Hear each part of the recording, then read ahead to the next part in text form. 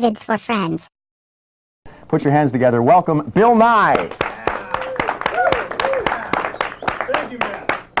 Thank you. My name is Bill. As Matt explained, my name is Bill. It's in television. I really can't hear you. It's like it just reminds me of a singles bar. When you go in and say, "Hi, my name is Bill. I work in an office. Yeah, I have a job, and I drive a car. Do you want to go home with me?" My name is Bill. My name is Bill. Great. But once in a while you meet the Bob Who people. Do you know what I'm talking about? You probably don't. I'll explain it to you. It's where you go in and you say, "My name is Bill." She says, "My name is Karen." "That's nice. Where are you from?" "I'm from Seattle." And then she says, "Oh, you're from Seattle. Do you know Bob?" So then I always like to get them and say, "Yeah, Bob who?" Bob, get it? Joke. Oh well. Things happen. You guys, you watch, you turn this on, and you want to see a comedy impression. You want to see a high-energy comedy impression. Okay. I appreciate you watching Group W because you could be watching something else, and you could be seeing like West Side Stories on tonight. But so, just to help you with this, I will do my impression quickly of West Side Story. Here we go. Got a rocket in your pocket.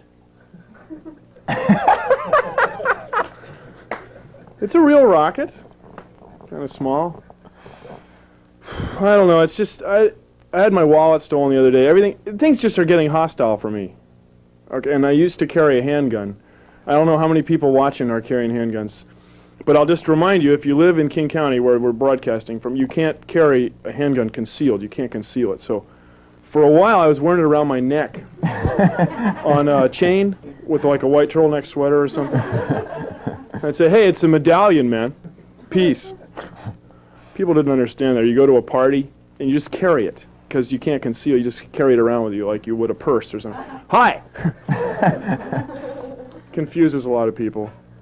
So I have a new thing. You guys, if you're at home, you can do this. If you have a handgun with you right now, you can just go right down the garage. You can do this, okay? I don't carry a handgun. I have this.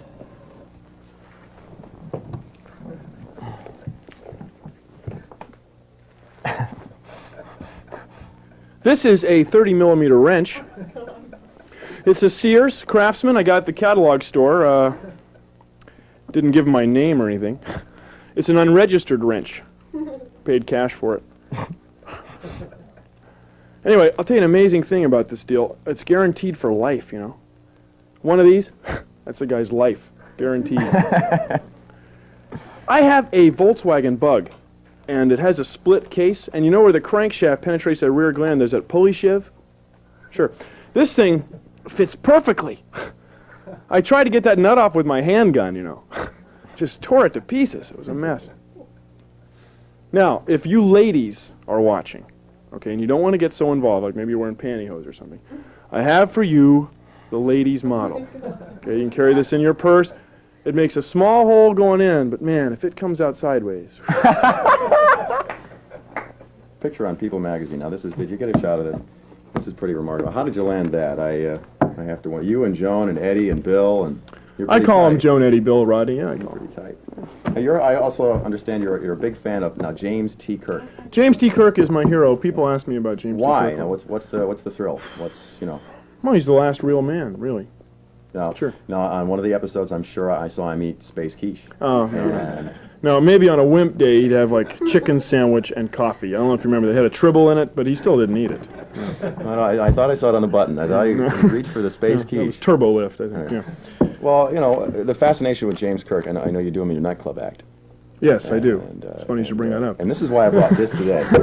Now, I always wondered what it would be like to have James Kirk read Dr. Seuss. Didn't you? Haven't you?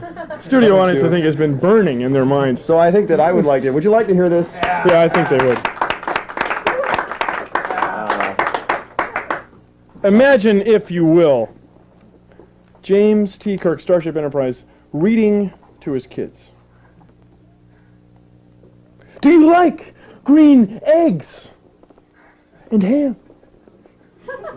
Would you eat them in a box? Would you eat them with a fox? The kid isn't going to go to sleep. He's going to be nuts. I mean, you know, you can't hear the end of his words. You know what I'm talking about? He goes, you have murdered.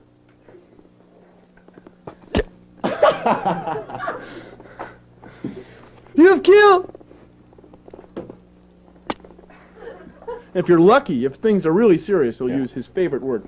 You have destroyed. He blows up. Gee whiz, you know, he says like, meet me in the transporter room with 2 expendables. Let's make it a yeoman, you know, that Oriental one, and maybe a geologist. Say geologist Hansen. They always wore different colors, didn't Yeah, well, the thing is, you've never seen the guy before. You know you're never going to see him again, and you can tell because he's got the red shirt. You got the red shirt, they're dead. Sure, Scotty wears one, but, you know, it's a ruse. And this guy, I don't know. See, like you said, you brought this up. You know, Jim Kirk was my hero because he was a real man, for sure. But then, I don't know if you saw these couple movies, the first 2 movies, like, Jim Kirk, I don't know if you saw this. Okay, he goes up to the other starship where Ricardo Montalban is. And he doesn't have his shields up. He hasn't made communication, doesn't have his shields up. You see, Matt, that's like a violation of General Order 12. Okay?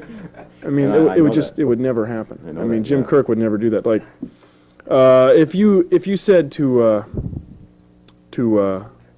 Del Crandall, manager of Seattle Mariners. Del, yeah. He hasn't played. No, let's say Dave Niehaus. Let's say Dave Niehaus. Dave, Del, me, him. Dave Niehaus, you guys who watch the Mariners, he hasn't played baseball in 20 years. If I said to him, hey, a guy on first and second, fewer than 2 outs, pop up in the infield, what does he say? He says, I'm sorry, infield fly roll, batter's out. He doesn't say, I forgot. He doesn't say, I forgot General Order 12. Furthermore, Jim Kirk had an illegitimate kid in that movie. He did, didn't he? Illegitimate kid. I'm a fly boy, I'm not responsible. No, it's not the same guy. It turns out the episode was written by a woman. Coincidence? You decide. Bill Nye, thank you very much for coming. We have to get on to the P. Isadora tribute now. Hey, thank you very much. No, don't leave yet. You have to stay with us here. You have to watch terrific. this. Please like, share, and subscribe. And check that notification bell to get notified of the new uploads I upload almost daily.